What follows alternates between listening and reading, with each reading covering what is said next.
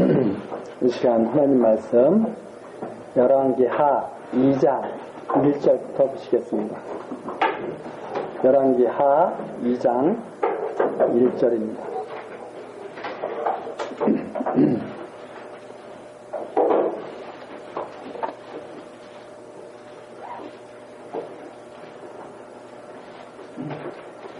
여호와께서 회리바람으로 엘리야를 하늘에 올리고자 하실 때 엘리야가 엘리사로 더불어 길갈에서 나가더니 엘리야가 엘리사에게 이르되 청컨대 너는 여기 머물라 여호와께서 나를 베델로 보내시느니라. 엘리사가 가로되 여호와의 사신과 당신의 혼의 삶을 가리켜 맹세하노니 내가 당신을 떠나지 아니하겠나이다. 이에 두 사람이 베델로 내려가니 베델에 있는 선지자의 생도들이 엘리사에게 나와 가로되 이르되 여호와께서 오늘날 당신의 선생을 당신의 머리 위로 취하실 줄을 아나이까. 가로되 나도 아노니 너희는 잠잠하라. 엘리야가 저에게 이르되 엘리사야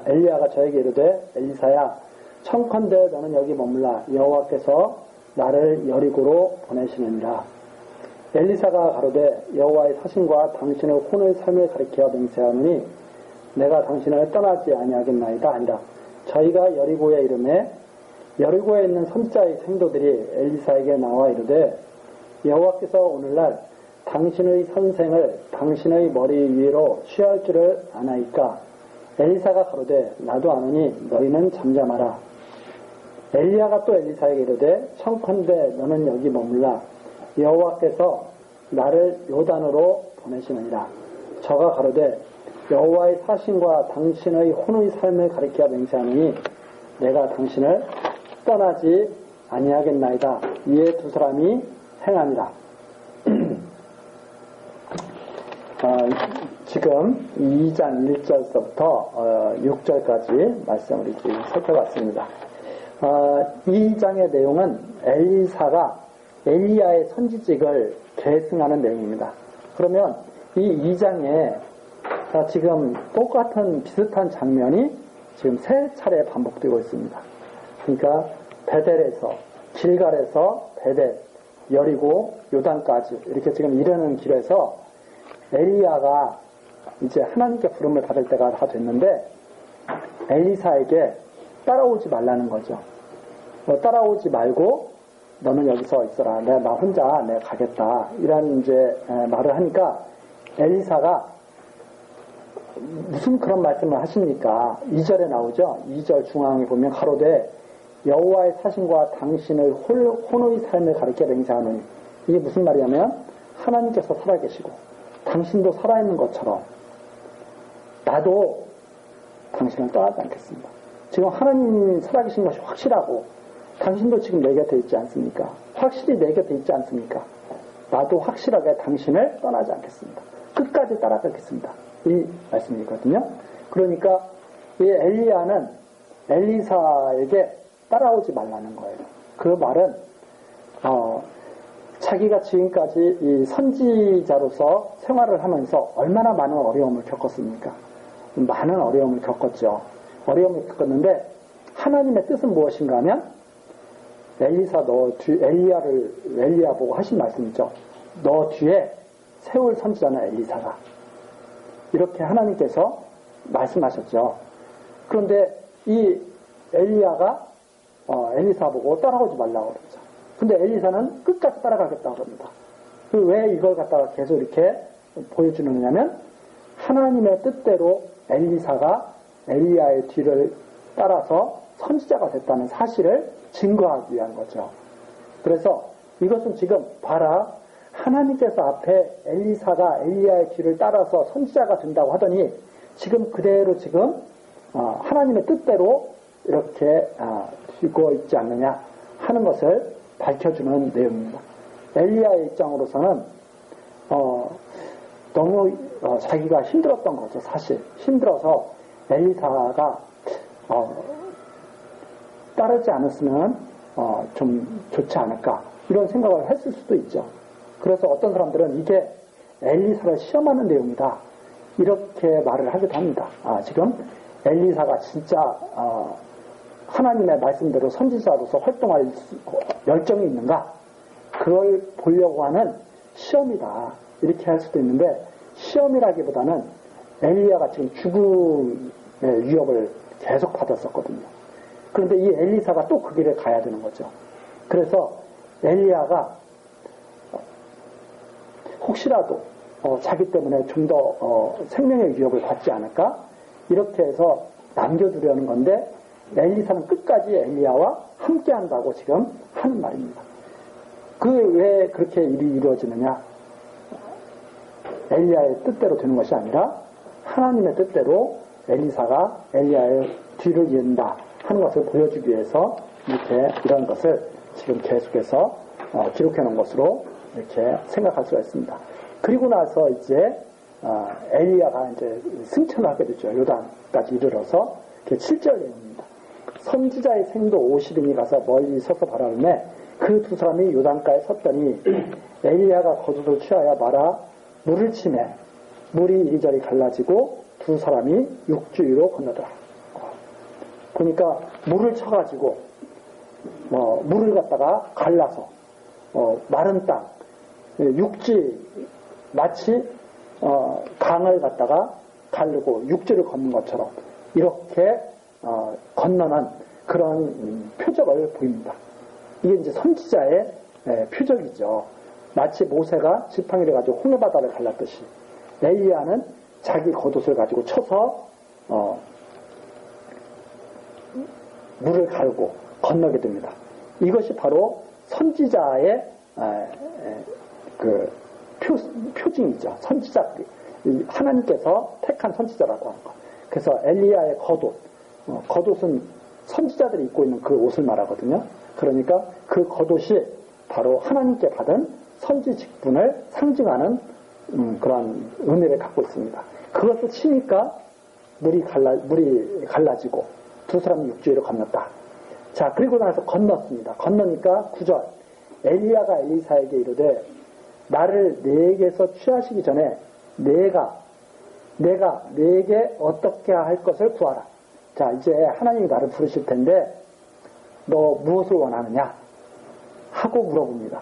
그랬더니 엘리사가 가로되 당신의 영감이 갑절이나 내게 있기를 구하나이다. 당신이 선지직을 이렇게 하나님 뜻을 따라서 잘했는데 그 당신의 영감이 선지자적인 그 능력이 갑절이나 내게 있기를 구하나이다. 이게 이제 우리들이 생각할 때는 그렇게 생각하죠. 야, 이거 엘리사 욕심이 많네. 엘리야 정도만 돼도 대단한데 엘리야보다 갑절을 더 달라고? 이렇게 우리는 이제 그런 식으로 생각합니다. 근데 여기서 갑절이라는 말은 이게 어떤 의미냐면 마다들에게는 옛날 그 이스라엘 사람들에게 마다들에게는 두 몫을 주거든요.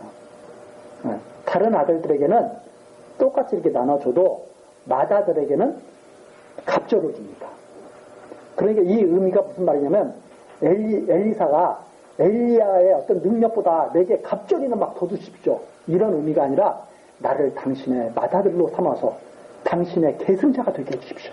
이런 의미를 갖고 있는 거죠, 이게. 근데 이 사람들이 이걸 보고 막 갑절이 나요. 욕심이 많은 막 그런 쪽으로 자꾸 받아들이는 거죠. 그래서 우리가 뭐 기도할 때도 그런 말들 많이 하죠. 막 갑절이나 더하여 주시고 이게 무슨 의미인지를 잘 이해해요. 사실은 이런 데서 갑절이라고 하는 의미는 당신의 뒤를 이어서 내가 그 집을 잘 감당할 수 있기를 원합니다.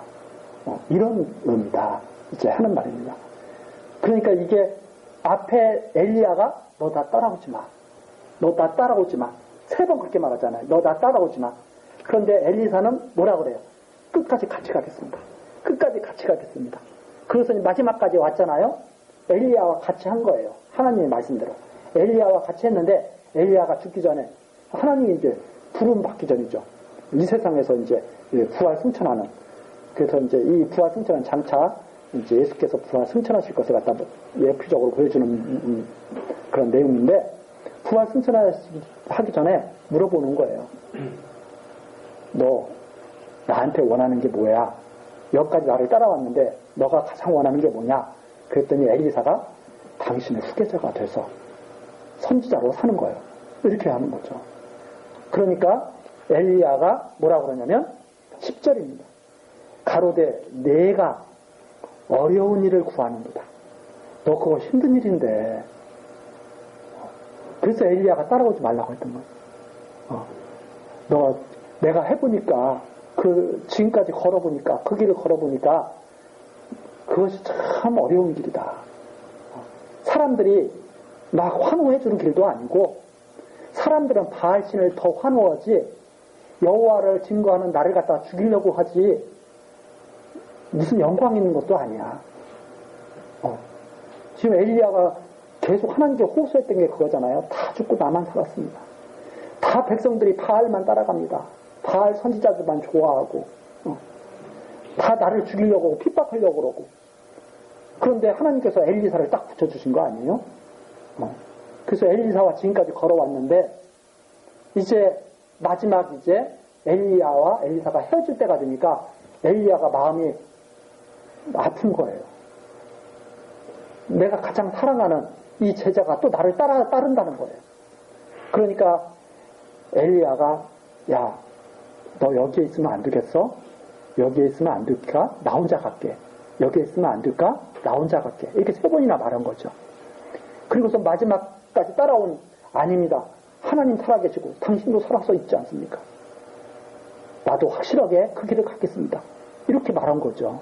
이렇게 말을 하니까 엘리야가 하는 말이 10절 내가 어려운 일을 구하는도다. 너 그거 참 어려운 일인데 너 그거 감당하겠다고 너가 이렇게 나서다니.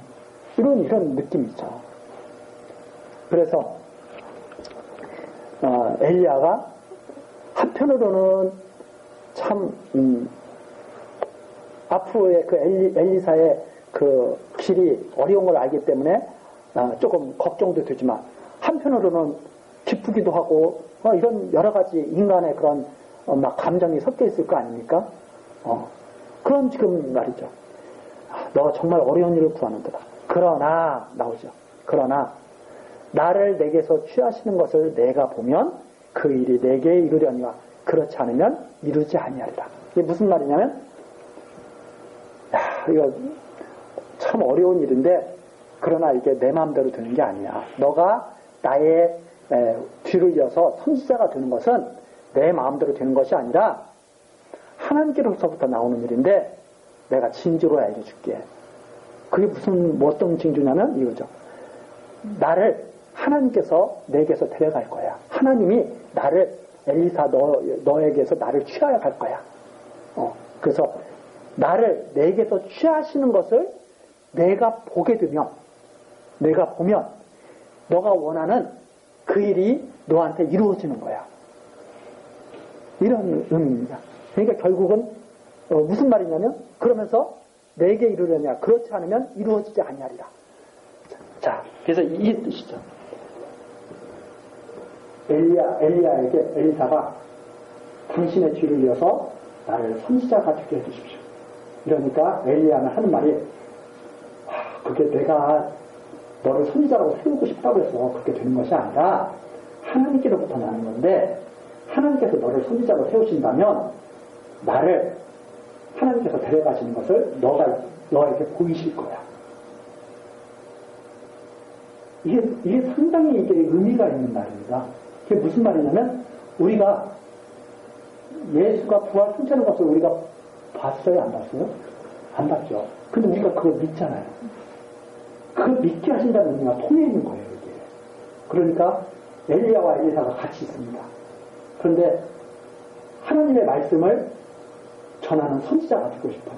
그게 사명이에요. 엘리사가 받은 사명이에요. 엘리사가 받은 사명인데 갑절이나 나에게 주시기를 원합니다. 그러잖아요. 그랬더니 그거 참 어려운 길인데 그러나 그게 너가 그 길을 간다면 나한테서 나오는 것이 아니라 하나님께로부터 그게 되는 일인데 너가 만약에 그렇게 된다면 너와 내가 갔을 때 나를 데려가시는 것을 너가 보게 될 거다. 그런데 너가 만일 나의 그 후계자로 선지자가 되지 않을 거면 그거 안 보일 거다 이 말입니다. 나를 하나님이 데려가시는 것을 너가 못 볼 거다 이 말입니다. 한번 생각해 보세요. 우리가 부활 승천하는 것을 갖다가 안 믿으면 따라갈 수가 없죠. 하나님의 뜻을 따라서 증거할 수도 없고. 그렇죠? 근데 부활 성취라는 것을 보면, 맞죠? 그게 사도들이었다. 사도들. 사도들이 예수님이 부활 성취라는 것을 다 확인하고 보고 증인이 돼서 예수 그리스도의 말씀을 다 전파하고 있죠. 그런 것을 갖다가 아주 희미하게 우리에게 보여주시는, 아무나 선지자가 되는 게 아니야. 아무나 하나님 말씀을 깨닫는 게 아니야. 하나님께서 보게 하시면 그게 되는 거야. 이라는 의미를 거기에 담고 있다. 이제 하는 말입니다. 그러니까 이게 엘리야가 승천하는 것을 누가 볼 것 같아요? 엘리사가 볼 거겠죠. 왜? 하나님께서 분명히 뭐라고 그러셨어요? 엘리사를 너의 뒤를 이어 선지자가 되게 하라. 앞에서 그렇게 했잖아요. 그러면 엘리야가 지금 이렇게 말했으니까 엘리사는 반드시 뭘 봐야 돼요? 그것이 이제 나옵니다. 11절. 그게 징조였다. 그래서 11절이죠. 두 사람이 행하며 말하더니 호련히 불수레와 불말들이 두 사람을 격하고 엘리야가 회리 바람을 타고 승천하더라. 누가 봤어요? 같이 행하면서 이렇게 하는데 호련히 불수레와 불말들이 하늘의 군대가 내려오는 거죠. 하늘의 군대. 하늘의 군대가 내려와서 두 사람을 탁 떼어놓더니 엘리야가 회리바람을 타고 승천하는 모습을 딱 보이죠. 12절입니다. 초자연적인 그런 역사죠. 그래서 12절 엘리사가 보고 소리 지르되 내 아버지여 내 아버지여. 여기서 아버지여 아버지여 나오죠. 당신의 영감이 갑절이나 내게 있기를 원하나이다. 이게 무슨 뜻인지, 이게 단순히 그냥 욕심이 아니라 당신의 그 후계자가 되게 해달라는 뜻인지 여기서도 더 선명하게 드러나죠. 그래서 아버지 아버지여 이스라엘의 병거와 그 마병이여 하더니 다시 보이지 아니하는지라. 이에 엘리사가 자기의 옷을 잡아 둘에 찢고, 너무나 슬픈 거죠. 사실 우리가 헤어진다고 하는 것은 사실 마음이 좋은 것은 아니잖아요. 그렇죠? 우리들이 아무리 이렇게 육의 어떤 그런 감정을 우리가 자제도 한다고 해도 정말 가까이 있던 사람들과 헤어진다는 것은 마음이 아프죠. 슬프죠. 바로 그걸 표현합니다. 그 옷을 찢어버리는 거예요. 옷을 찢고 엘리야의 몸에서 떨어진 겉옷을 주워 가지고 돌아와서 요단 언덕에 서서 엘리야의 몸에서 떨어진 그 겉옷을 가지고 물을 치며, 엘리야의 겉옷을 누가 가진 거예요? 이제 엘리사가 가진 선지자가 됐다는 거예요. 그래서 요단 언덕에서 엘리야의 몸에서 떨어진 그 겉옷을 가지고 물을 치며 가로되 엘리야의 하나님 여호와는 어디 계시나이까? 함께 해달라는 거예요. 하나님 어디 계십니까? 함께 해주십시오. 하면서 물을 치는 거예요. 그랬더니 저도 물을 치며 물이 이리저리 갈라지고 엘리사가 건넙니다. 선지자의 표징이 완전히 나타나는 거죠. 자, 그래서 이것이 엘리야의 하나님 여호와는 어디 계시나이까? 이 말이 뭐냐면 하나님 함께 해주십시오 하는 그런 의미입니다. 하나님 저와 함께 해주십시오. 그리고선 치니까 물이 쫙 갈라졌다는 거죠. 자, 15절입니다. 맞은편 여리고에 있는 선지자의 생도들이 저를 보며 말하기를 엘리야의 영감이 엘리사 위에 머물렀다 하고 가서 저를 영접하여 그 앞에서 땅에서 엎드리고. 자, 그걸 또 이제 엘리사가 물을 가르고 오는 것을 다 보고 선지자들이 그 선지자의 그 생도들 배우는 사람들이 다 그 앞에 인정한 거죠. 당신이 이제 엘리야의 뒤를 이은 선지자입니다 하고 다 인정하는 거죠. 그런데 16절입니다. 가로되 당신의 종들에게 용사 50인이 있으니 청컨대 저희로 가서 당신의 주를 찾게 하소서. 염려컨대 여호와의 신이 저를 들어다가 어느 산에나 어느 골짜기에 던지셨을까 하나이다. 엘리사가 가로되 보내지 말라 하나 무리가 저로 부끄러워하도록 강청함에 보내라 한지라. 저희가 50인을 보내었더니 사흘을 찾되 발견하지 못하고 엘리사가 여리고에 머무는 중에 무리가 저에게 돌아오니 엘리사가 저에게 이르되 내가 가지 말라고 너희에게 이르지 아니하였느냐 하였더라. 이게 무슨 말입니까? 이제 돌아와서 이제 엘리야가 승천했다는 것을 이제 생도들이 이제 다 이제 알게 됐죠. 근데 어떻게 승천했다고 그랬어요? 휘리바람 타고 불병거가 내려오고 해서 휘리바람을 타고 하늘로 올라갔다는 말입니다. 엘리사는 그걸 보고 무엇을 믿었어요? 승천했다. 하나님이 데려가셨다. 이 땅에 남겨두시지 않고 하늘로 데려가셨다. 이걸 엘리사는 딱 보고 확실히 알았다 이 말입니다.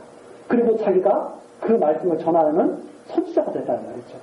그런데 그걸 믿지 못하는 생도들이죠. 혹시 토네이도 같은 휘리바람이 와가지고 싹 끌어올려다가 바람이 멈춰가지고 어디 떨어졌을지 어떻게 합니까? 의심할 만하죠. 그러니까 자기네들이 한번 찾아보겠다는 거예요. 이 땅에 있나 없나 한번 찾아보겠다는 거예요. 그랬더니 엘리사가 뭐라고 해요? 야, 하늘로 승천했다니까 하나님이 데려가셨다니까 이러고선 그 쓸데없는 짓 하지 마. 그랬더니 이제 뭐라 그러는 거예요? 당신은 스승을 사랑하지 않는군요. 걱정도 안 되나 보죠? 뭐 이런 식으로 이제 뭐 계속 무슨 뭐 이제 말을 했겠죠. 인정머리가 없다는 동. 에? 아니 찾아보겠다는데 그것도 못하게 한다는 동. 그래서 엘리사가 17절 부끄러워질 정도예요. 당신은 스승의 사랑을 받았다고 하더니 이거 당신은 뭐 이제 인간성이 메말랐어. 뭐 이런 식으로 이제 돼버리는 거죠. 조금 우리 식으로 과장해서 말하자면 너무나 부끄럽게 만드는 거예요. 그래서 할 수 없이 어떻게 해요? 그럼 가서 찾아봐. 열심히 찾았습니다. 이 부끄럽게 하는 사람들이 얼마나 열심히 찾았겠어요? 열심히 찾았어요. 찾아요, 못 찾아요? 그 무슨 말이에요? 하늘로 데리고 가셨다. 하늘로 데리고 가셨다. 그러니까 엘리사가 뭐라 그래요? 내가 그렇게 말을 했잖아. 하지 말라고. 정말 하늘로 가셨다니까? 이런. 자, 여기에서 우리들의 그런 그림이 그려지지 않아요? 여기서도 우리가 그리스도께서 부활 승천했다고 그러는데 자꾸 우리는 땅에서 좀 찾고 싶죠. 네. 아닙니다. 하늘에서.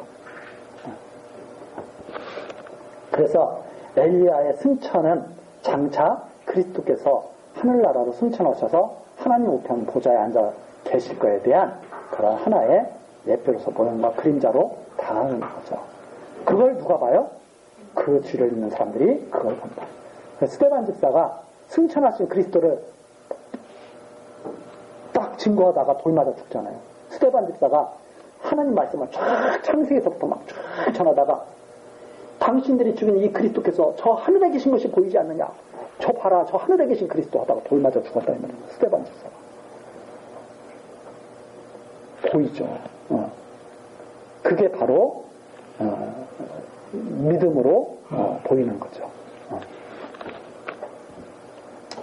자, 그래서 완전히 엘리사가 엘리야의 뒤를 이은 선지자의 그런 모습으로 지금 이렇게 증거되고 있습니다.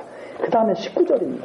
그 성 사람들이 엘리사에게 고하되 우리 주께서 보시는 바와 같이 이 성읍의 터는 아름다우나 물이 좋지 못하므로 토산이 익지 못하고 떨어지나이다. 엘리사가 가로되 새 그릇에 소금을 담아 내게로 가져오라 하매 곧 가져온지라. 엘리사가 물 근원으로 나아가서 소금을 그 가운데 던지며 가로되 여호와의 말씀이 내가 이 물을 고쳤으니 이로 쫓아 다시는 죽음이나 토산이 익지 못하고 떨어짐이 없을지니라 하셨느니라 하니 그 물이 엘리사의 말과 같이 고쳐져서 오늘날에 이뤘다. 또 표적을 보여줍니다. 선지자라고 하는 표적을 또 보여주는 게 어떤 표적을 보여주냐면 아주 나쁜 물을 갖다가 좋은 물로 바꾸는 표징을 보여줍니다. 이거에서 우리가 딱 느끼는 게 있지 않아요? 딱 와닿는 게 그리스도께서도 그렇게 하셨지. 물을 가장 좋은 포도주로 바꾸시는 일을 처음에 딱 이적을 표적을 행하시잖아요. 잔치집에 가서 가나 혼인 잔치집에 가서 그 모습이 여기 담겨 있죠. 그러면서 뭐라 그래요? 내가 이 물을 고쳤으니 이로 쫓아 다시는 죽음이나 토산이 익지 못하고 떨어짐이 없을지니라. 그 엘리사의 말과 같이 고쳐져서 그 물이 정말 좋은 물이 됐다. 참 나쁜 물이 좋은 물로 이렇게 해서 여호와의 말씀을 전하는 이 엘리사가 참 선지자라는 사실을 증거하게 되죠. 자, 그 다음에 23절입니다. 또 하나의 표적을 보여줍니다. 자, 또 하나의 표적은 이렇게 표적을 계속 보여주는 이유는 표적을 한 번만 보이질 않아요. 왜 그런가 하면 표적을 보여서 증거를 삼기 위해서는 어쩌다 한 번 그러면 우연히 그렇게 또 일어났다고 사람들이 생각할 수도 있잖아요. 그러니까 참 선지자가 아니면 할 수 없는 표적들을 갖다가 계속해서 보여주시면서 사람들로 하여금 그걸 믿을 자들에게 증거 삼게 하시는 거죠. 그게 내 뒤에 또 나옵니다. 이것도 표적인데 23절입니다. 자, 앞에 나온 표적은 뭐냐면 물을 새롭게 하는 표적. 그렇죠? 물을 새롭게, 나쁜 물을 좋은 물로 새롭게 하는 표적. 그래서 이 선지자의 말씀을 듣고 새롭게 되는 것. 그 다음 선지자의 말을 듣지 않는 자들은 망하게 되는 것. 이런 것을 갖다가 딱 보여주죠. 대비해서. 그게 바로 23절입니다. 엘리사가 거기서 베델로 올라가더니 길에 행할 때 젊은 아이들이 성에서 나와서 저를 조롱하여 가로되 대머리여 올라가라, 대머리여 올라가라 하는지다. 좀 엘리사가 좀 이렇게 사람들이 언뜻 보기에 이렇게 좀 놀림감으로 이렇게 이제 모습이 생겼다는 것을 우리가 알 수 있죠.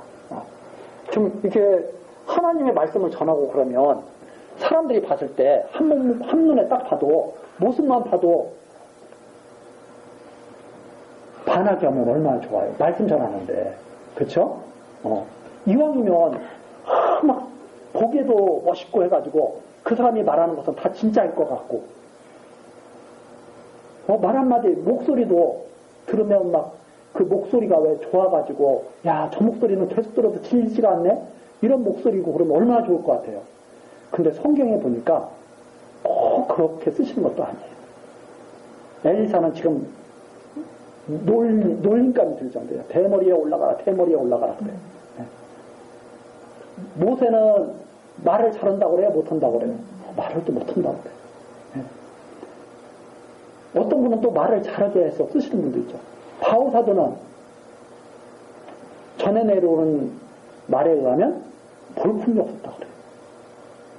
그런데 하나님께서 정말 귀하게 쓰시는 거죠. 그래서 우리가 믿는 자들은 야고보서에서 믿음의 행위에 대해서 나올 때 사람을 겉모습으로 판단하지 말라고 이렇게 말씀하시죠. 왜? 그 안에 무엇이 담겨있는가? 그 안에 무엇이 담겨있는가? 근데 이 엘리사는 젊은 애들이 조롱을 해요. 그래서 24절입니다. 이 조롱했다는 것은 뭐냐면 이 선지자의 그 말을 안 듣는다는 말이거든요. 그 조롱하는 사람한테 무슨 말을 듣겠어요? 24절입니다. 엘리사가 돌이켜 저희를 보고 여호와의 이름으로, 여호와의 이름입니다. 엘리사가 자기 뜻대로 이거 지금 하고 있는 게 아니다 이 말입니다. 여호와께서 그런 자들은 이렇게 되라고 명하신 거예요. 여호와의 이름으로. 그래서 저주하네. 곧 수풀에서 암곰 둘이 나와서 아이들 중에 42명을 찢었더라. 엘리사를 조롱하는 사람들은 결국 여호와의 말씀을 조롱한 사람들이다. 그래서 여호와의 이름으로 저주를 하니까 42명을 찢었더라. 이거 보면 뭐 성경에 이런 게 나 있냐. 그런데 이게 바로 새롭게 하나님의 말씀으로 새롭게 하기도 하지만 하나님의 말씀을 듣지 않는 자들에게는 엄청난 저주가 임할 것을 나타내는 그런 표징이다. 이제 하는 말입니다. 엘리사가 거기에서부터 갈멜산으로 가고 거기서 사마리아로 돌아왔다. 당시의 시대의 상이죠. 사람들이 막 몹쓸 물을 가지고 고생할 때 물을 새롭게 하시기도 하고 여호와의 말씀을 조롱하는 사람들은 암콤이 나와서 찢게도 하시는 이런 하나님의 선지자의 모습을 여기에 기록함으로 말미암아서 장차 참 선지자로 오시면 이것보다 더 확실한 더 두려운 일들이 생긴다 이 말입니다. 하나님의 백성들은 완전한 생명을 얻고 물이라고 하면 생명과도 밀접한 관련이 있지 않습니까? 생명을 얻고 그렇지 않은 자들은 다 저주를 받게 될 것 이것을 나타내는 그런 모습이 여기에 벌써 잘 담겨있다 이렇게 생각하게 됩니다. 그리고 나서 3장으로 넘어가죠. 자, 엘리사가 선지직을 계승했습니다. 이제 2장에서. 자, 그럼 이 엘리사가 장차 할 일이 무엇일까요? 이 오므리 집, 아합에 속해 있는 그 집안을 다 멸하는 일을 하나님께서 이제 쓰실 거예요. 왜 그렇게 하시겠다고 했습니까? 우리 앞에 엘리야에게 그렇게 하시겠다고 벌써 말씀을 하셨잖아요. 이제 그 일을 이제 이루어가는 일들이 이제 시작이 됩니다. 그 첫 번째 엘리야의 표적과 예언이 성취되어 가는 내용. 엘리사의 표적과 예언이 성취되어 가는 내용이 3장서부터 나와 있습니다. 보시면은 3장 1절 유다왕 여호사밧 18년에 아직 남쪽에서는 여호사밧이 계속 왕입니다. 그런데 북쪽에서는 아합이 죽고 아합의 아들 여호람이 사마리아에서 이스라엘 왕이 되어 12년을 치리한다. 12년을 치리한다. 해서 12년을 치리하게 되죠. 앞에 이제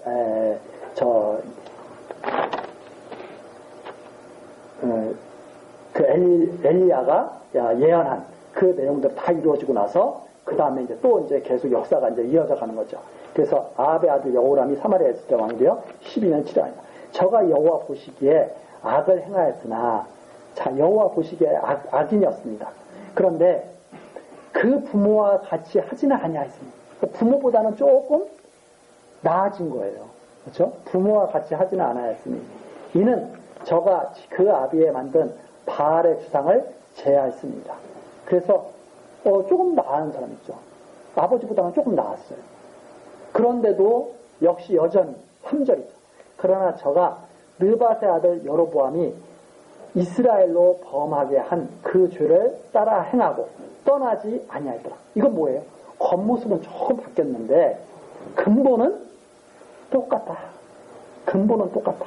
그러니까 조금 나아진 것 같지만 결국 까보면 다 파헤쳐보면 똑같다는 말이에요. 있죠. 그래서 이 여로보암의 죄라고 하는 것은 우리가 항상 기억을 해야 됩니다. 여로보암의 죄는 뭐냐? 하나님께로부터 떠나게 하는 죄예요. 하나님께 어떻게 떠나게 하냐면 하나님의 말씀과 비슷하게 해가지고 유혹하는 거죠. 하나님의 말씀은 아론의 자손들로 제사장을 세워라. 여로보암은 뭐라 그래요? 무슨 아론의 아들들만 제사장이야. 아무나 하고 싶은 사람이. 하나님 말씀은 예루살렘 성전에 와서 하나님 섬겨라. 여로보암은 야 예루살렘까지 갈 필요가 있냐? 그냥 하고 싶은 데서 해. 하나님의 말씀은 절기는 꼭 이날에 지켜라. 여로보암은 편한 대로 하자. 우리 시간 내서 서로 시간 맞을 때 편한 대로 하자. 뭐 이런 식이죠. 그래서 하나님을 섬기는 것 같지만 어떻게 만들었냐면 송아지를 만들어 놓고 금송아지 만들어 이게 하나님이에요. 이런 거 똑같다는 말입니다. 그러니까 하나님을 섬기는 열심이 중요해요. 올바른 하나님을 섬기는 게 중요해요. 올바른 하나님을 섬기는 게 중요하죠. 열심으로 그 하나님이 그 열심을 받으시는 게 아닙니다. 뭘 받느냐면 하나님께서 주신 그 믿음을 받는 거죠. 열심을 받는 게 아니에요. 근데 많은 사람들은 자꾸 하나님 앞에 뭘 드리려고 그래요? 열심을 드리려고. 자기의 열심은 그거 아무것도 아닙니다. 아무리 금송아지 열심히 섬겨보십시오. 하나님이 잘했다고 그러나. 아니거든요. 아무리 저 제사장 앞에 나가서 제사 드려 보십시오. 레이지파 제사장이 아니고 아론 자손이 아니고 아무나 새로운 제사장한테 가서 제사 드린다고 하나님 그 제사 받으시겠어요? 한 번도 안 빠지고 제사 드려 보십시오. 판나 전혀 아니거든요. 하나님의 말씀에 따라서 믿는 신앙, 그 신앙을 하나님이 받으시는 거죠. 그게 바로 말씀으로 오신 예수 그리스도. 예수 그리스도만을 통해서 하나님께 나가게 하고 그 신앙을 받는 것이. 근데 자꾸 다른 말을 자꾸 한단 말이에요. 다른 말. 네. 그래서 조금 나아지는 것 같지만 3절 역시 여로보암의 길을 떠나지 않더라. 그럼 여로보암의 길을 떠나지 않으면 뭐가 보장되어 있어요? 하나님께서 상급이 보장되어 있어요? 멸망이 보장되어 있어요? 멸망이 보장되어 있는 거죠. 여로보암의 길을 떠나지 않는데. 그게 바로 이제 계속 펼쳐질 내용이죠. 4절입니다.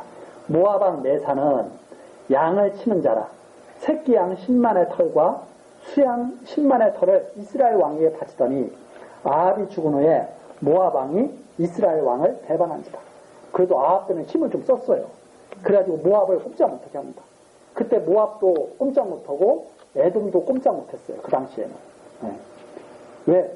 북쪽 이스라엘에 아합이 그래도 힘을 좀 쓰고 있었고 남쪽 유다는 다윗의 자손들이 그래도 계속 딱 왕가를 이루면서 있었던 때이기 때문에 별 힘을 못 쓰고 있었는데 아합이 딱 죽고 나니까 모압이 설쳐되기 시작합니다.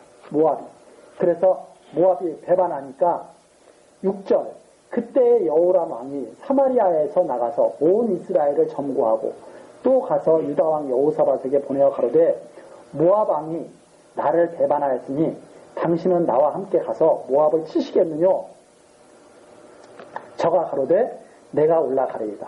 나는 당신과 일반이요 내 백성은 당신의 백성과 일반이요 내 말들도 당신의 말들과 일반이니이다. 여호사밧은 어떤 마음을 갖고 있는 거예요?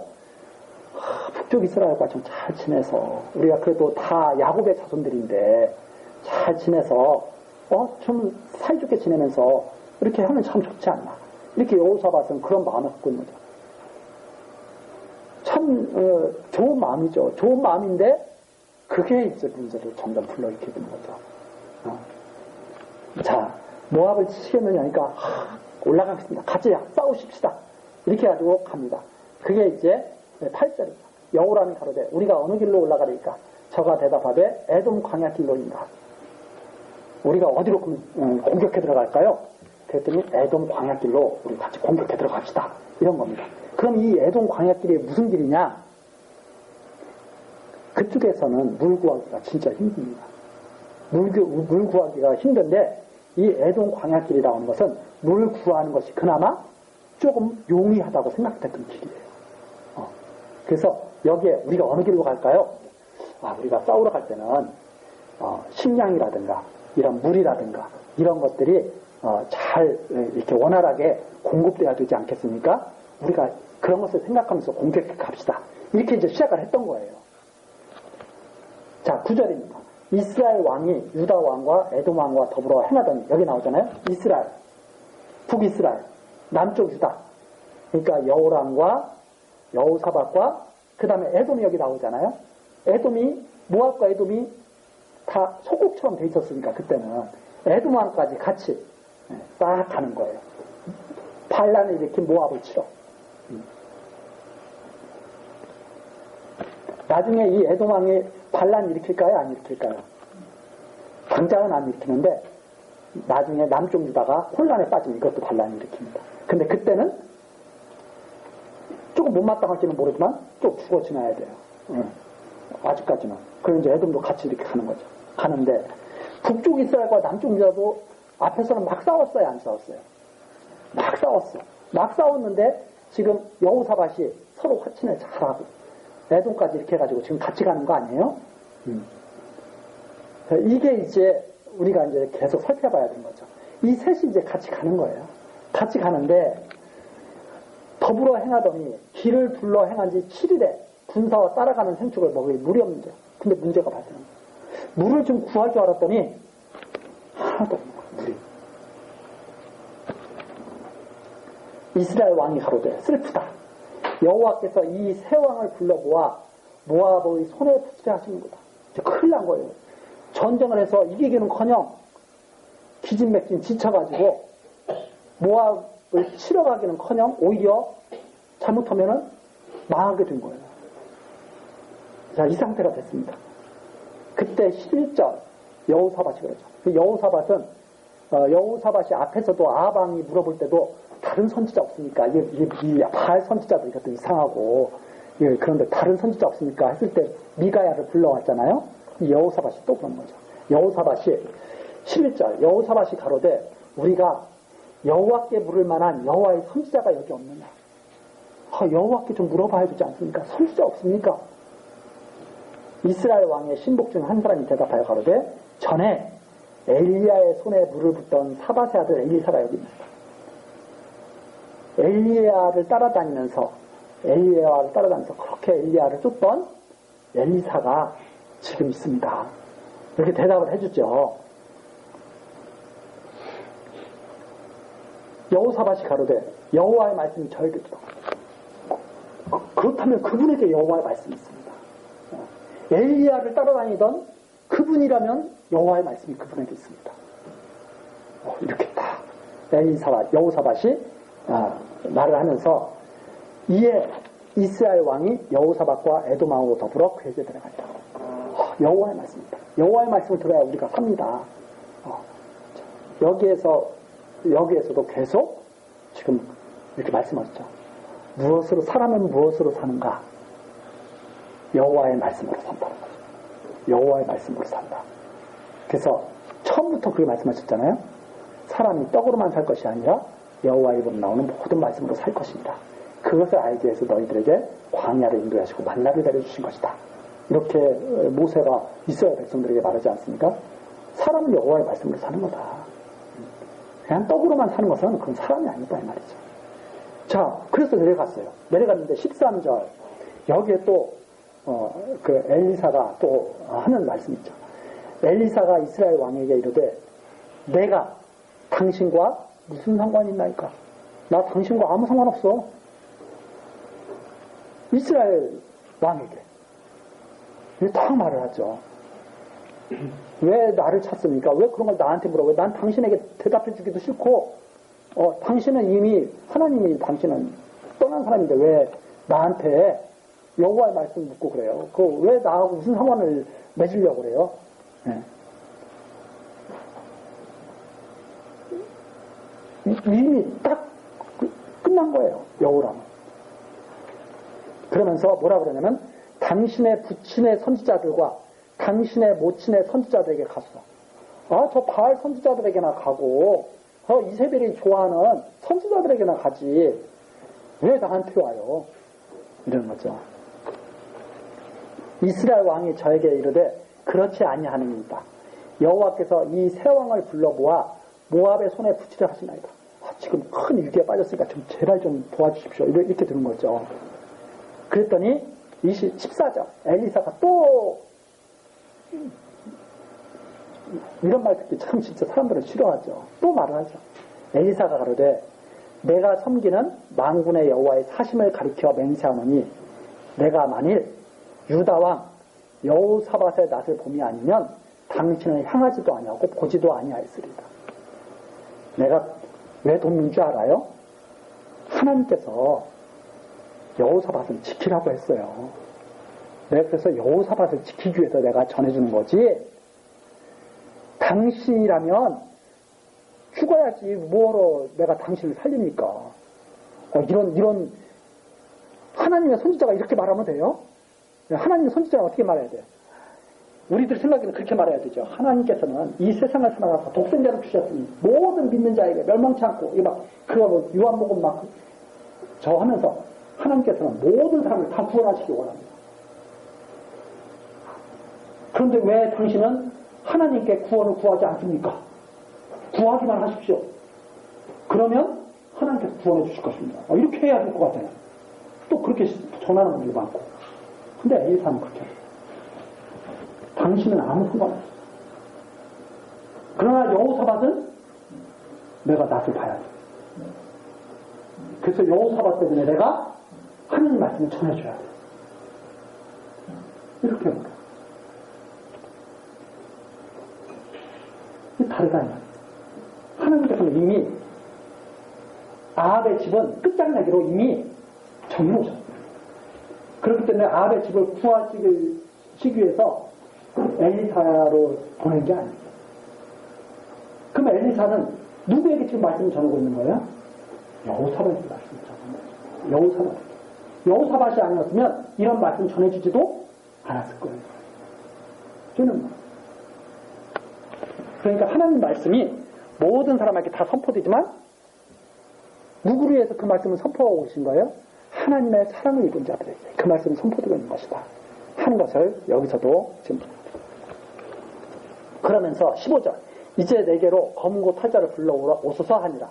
검은고 타는 자가 검은고를 탈 때 여호와께서 엘리사를 감동하시니 여기 15절에 또 이게 검은고 타야 하나님 말씀 내려오나 이런 의미가 아니라 이게 무슨 말이냐면 엘리사가 막 격분이 돼 있습니다.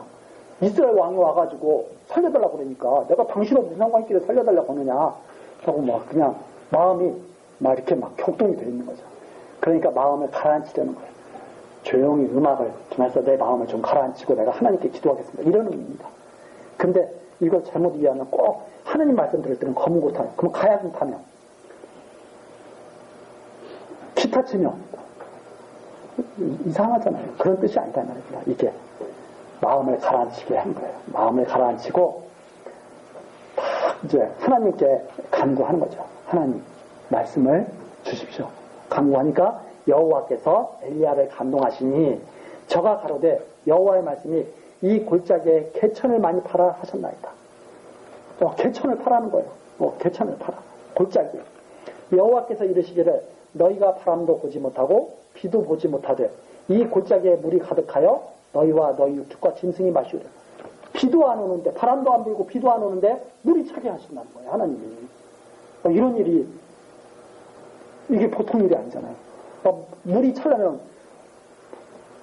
땅을 파가지고 물이 차려면 예? 비가 내려서 물이 찼던지 뭐 해야 되잖아요. 그런데 그냥 파면은 거기다 물을 채워주시겠다는 거예요. 그걸 어떻게 채워주시느냐? 다 궁금하잖아요. 18절 나옵니다. 이것은 여호와 보시기에 오히려 작은 일이야. 이거 사람들이 놀랐는데요. 엘리사 선지자가 전해주는 말이죠. 이거 놀랄 일 아니에요. 하나님은 이런 거 그냥 하시는 분이에요. 그렇죠? 이건 물 채우는 거 하면 이건 아무것도 아니고 여호와께서 모압 사람을 당신의 손에 붙이실 겁니다. 뭐 물 정도 주시는 게 아니라 완전히 모압 사람을 갖다가 다 손에 붙여주시고 하나님께서 다 그렇게 하실 겁니다. 그렇죠? 그러면서 19절 당신들이 모든 견고한 성과 모든 아름다운 성을 치고 모든 좋은 나무를 베고 모든 샘을 메우고 돌로 모든 좋은 밭을 헐리라 하더니 아침에 미쳐 소제 드릴 때 하나님께 제물을 다 그리고선 제사 드릴 때 물이 에돔 편에서부터 흘러나와 그 땅에 가득하였더라. 물이 갑자기 어느 쪽에서부터 물이 막 오기 시작하는 거예요? 에돔 쪽에서부터 물이 막 나오기 시작하는 거예요. 그렇죠? 갑자기 물이 나오는 거죠. 그래서 그 땅을 파헤쳤지 않습니까? 그 땅을 판 곳에 물이 가득 다 고여있게 된 거예요. 물이 다. 자, 그런데 21절입니다. 모압 모든 사람이 왕들이 올라와서 자기를 치료한다함을 듣고 갑옷 입을 만한 자로부터 그 이상의 무역 그 경계에 섰더라. 모압에서는 난리가 난 거죠. 새 왕이 연합해서 온다 그랬더니 만반의 준비를 하고 딱 이제 전쟁 준비를 하고 있었던 거예요. 모압은. 그런데 22절 아침에 모압 사람이 일찍이 일어나서 해가 물에 비침으로 맞은편 물이 붉어 피와 같음을 보고 가로되 이는 피라 필연 저 왕들이 서로 싸워 서로 죽인 것이로다. 모압 사람들아 이제 노력하러 가자 하고 이스라엘 진에 이르니 이스라엘 사람이 일어나 모압 사람을 쳐서 그 앞에서 도망하게 하고 그 지경에 들어가며 모압 사람을 치고 그 모든 성읍을 쳐서 헐고 각기 돌을 던져 모든 좋은 밭에 가득하게 하고 모든 샘을 메우고 모든 좋은 나무를 베고 길 하레셋의 돌들은 남기고 물맷분들이 두루다니며 치니라. 자, 이게 어떻게 된 거냐면, 자, 웅덩이가 이렇게 생겼습니다. 개울이 막 파였습니다. 물이 에돔에서 흘러나와가지고 거기에 다 고였습니다. 그런데 하나님이 어떻게 역사하시면 아침 해가 탁 떠오르는데 아주 그날따라 막 태양이 이글이글 불타는 태양이 떠오르. 근데 모압에서 전쟁 준비하고 있다가 이렇게 보니까 물이 없어야 돼. 물이 없어야 되는데 햇볕이 딱 비치는데 보니까 빛이 비치는데 빨간 물이 번쩍번쩍 하는 거예요. 그러니까 모압에서 그렇게 생각해요. 야, 저건 물이 아닐 텐데, 물이 없을 텐데, 그건 뭘까? 생각을 해보는 거예요. 아, 북쪽 이스라엘하고 남쪽이라고 원래 싸웠었지. 아, 애좀 저것도 속국이어가지고 언젠가 독립하려고 저것도 꿈꾸고 있는 거지. 저것들이 저기서 싸웠구나. 그래가지고 피 흘려가지고 그 피가 햇빛에 반사돼가지고 피가 큰 거는 거구나. 모압이 너무 신난 거예요. 상상을 해보니까. 너무나 상상이 즐거운 상상이야. 그렇죠? 그 즐거운 상상이 꿈 깨면 큰일입니다. 사람들이 이 상상으로 즐거울 수가 있어. 그렇게 자기 마음대로 막 상상하는 거예요. 그래서 모압 사람들 보고 야 가자 우리 가서 주워 갖고 오자.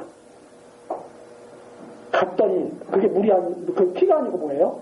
물이고 그 물을 마시고 힘을 가지고 있던 동맹군들이 다 올라가서 멸절시켜버려요. 하나님의 능력으로 승리하게 한 모습을 딱 보여줍니다.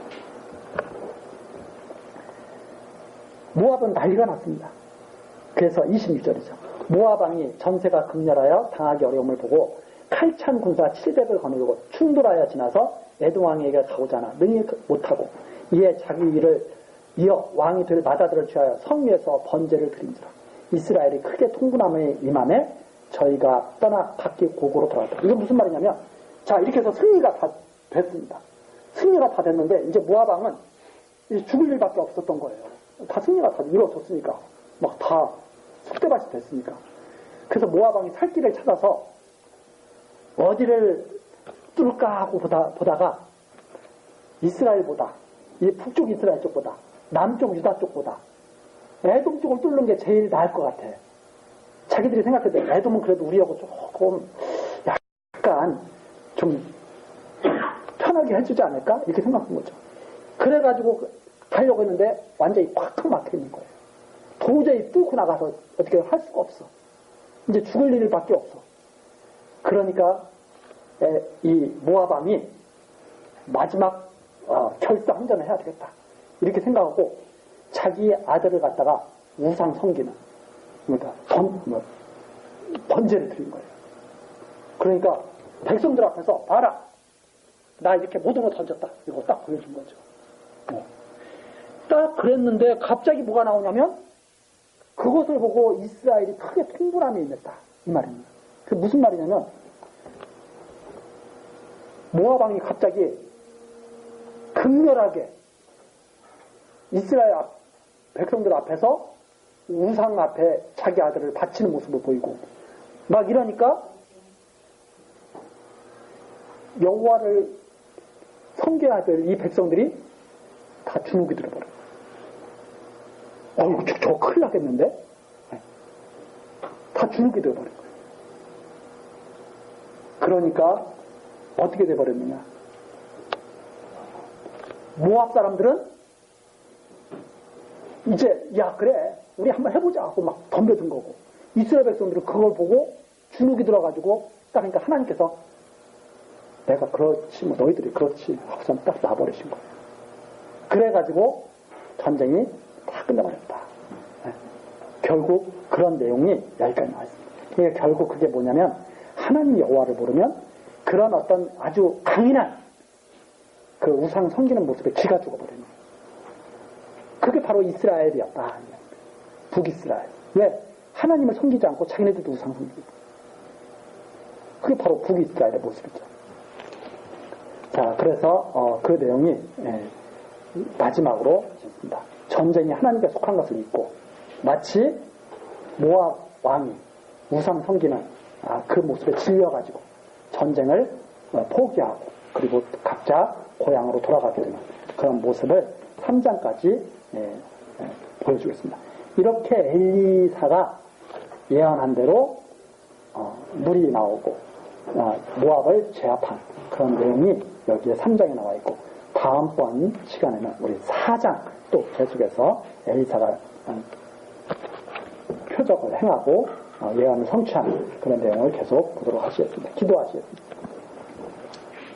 언약하신 말씀을 따라 모든 역사를 이루시는 하나님, 이 시간에도 하나님께서 섭리하시는 역사를 확인케 하시고 하나님께 나아갈 수 있는 믿음을 주시니 감사와 찬송을 드립니다. 살아계신 하나님의 말씀으로 지어진 이 세상에서 우리들이 살아갑니다. 하나님의 말씀으로 지어진 세상이기에 하나님의 말씀을 따라 사는 것이 가장 합당하지만, 그러나 너무나 완악한 우리 사람들이 자기의 뜻대로 이 세상을 이끌어가려고 합니다. 하나님, 우리에게 지혜를 주시고 하나님의 말씀의 능력을 힘있게 하옵소서. 그 말씀의 능력으로 말미암아 세상을 넉넉히 이기게 하시고 오직 하나님의 은혜로 베푸신 영원한 기업을 얻게 하옵소서. 예수 그리스도의 이름으로 기도드리옵나이다. 아멘.